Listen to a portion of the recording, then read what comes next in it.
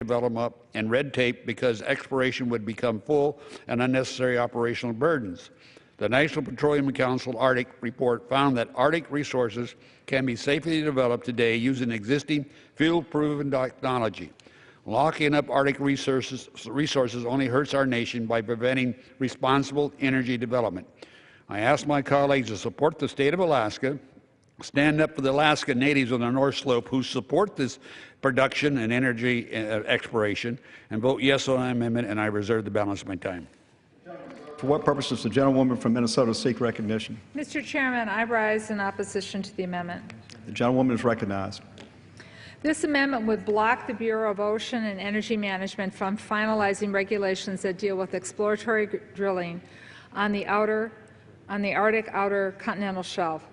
That's conductive mobile oil offshore drilling units. Excuse me.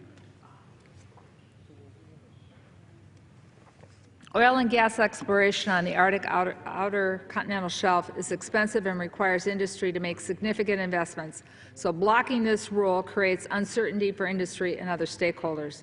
Delaying or inhibiting implementation of this rule would likely defer rather than encourage future Arctic exploration and development.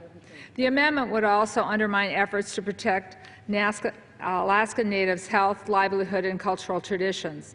As we know, there are Alaska Natives that do have grave concerns about what is going on with oil drilling and exploration in Alaska. The impact of a catastrophe oil spill would have extremely high cultural and societal costs to these Native Alaskans. The amendment would derail efforts to set specialized safety requirements and environmental precautions to account for the extreme environmental conditions, geography, and remoteness, lack of fixed infrastructure, and existing operations in the Arctic outer continental shelf. The amendment stands in the way of efforts to reduce the risk of oil spill in an extreme sensitive environment where responding to any spill may be beyond current oil spill response capabilities. We need to protect our precious Arctic resources and ensure that they are managed responsibly. Therefore, I must oppose this amendment, and I reserve the balance of my time. He reserves. The gentleman from Alaska is recognized. Mr. Chairman, I can assure the young lady that the natives of Alaska on the North Slope support this legislation. They want the development. They've talked about it. They've been really working close with the oil industry as partners. And I think we ought to accept the fact they're the most affected. And if they want it, we ought to support it. With that, I reserve. The gentleman reserves. The gentlewoman from Minnesota. Well, Mr. Chair, to the gentleman from Alaska, if there's no other speakers, I have the right to close, so I'll reserve. I have no other speakers. I yield back.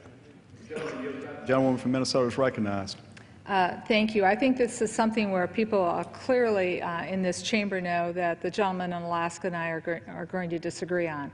But I will state for the record that I have spoken with many Native Alaskans who do oppose this. And so they're not all of one mind throughout Alaska on this issue, that they are concerned about the effect of a catastrophic oil spill would have on their cultural and societal costs. And with that, I yield back. The gentlelady yields back. The question is on the amendment offered by the gentleman from Alaska. Those in favor say aye. Those opposed say no. In the opinion of the chair, the ayes have it, and the amendment is agreed to.